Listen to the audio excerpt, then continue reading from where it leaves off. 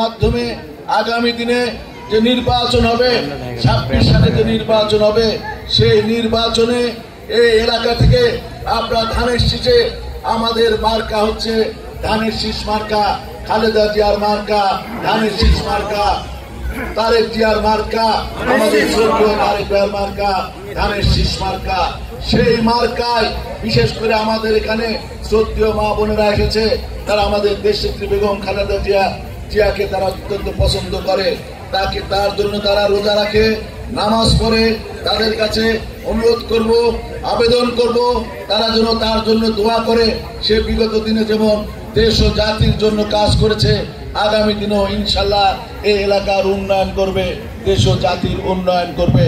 তাই আশা রেখে আজকে যেহেতু একটু পর নামাজ শুরু হবে একটু পরে, এই জন্য আমি আমার বক্তব্য শেষ করছি। শহীদ জমরক খালেদা। আর এই এলাকার যে উন্নয়ন, আমাদের শ্রদ্ধেয় অনেক মুরব্বী আমার হাতে এই মসজিদের গম্বুজের জন্য একটি আবেদন দিয়েছে।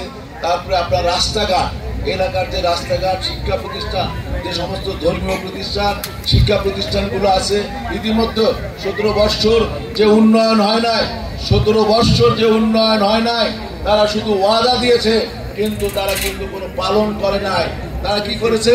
তারা মামলা হামলা দিয়েছে, তারা নিজেদের পরিবর্তন করেছে কিন্তু এলাকার কোনো পরিবর্তন করে নাই, কোনো উন্নয়ন করে নাই।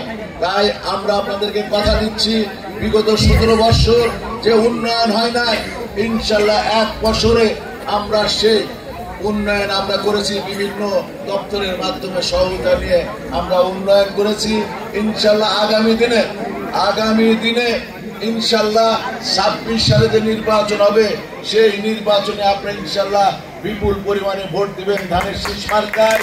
ইনশাল্লাহ এই এলাকা আনাচে কানাচে ইনশাল্লাহ উন্নয়ন করে দেওয়া হবে, আমরা ইনশাল্লাহ কথা দিচ্ছি। শহীদ জমরক খালেদা জিন্দাবাদ, আমাদের তারুণ্যের অহংকার তারেক ভাই জিন্দাবাদ। সবাইকে সালাম, আসসালামু আলাইকুম।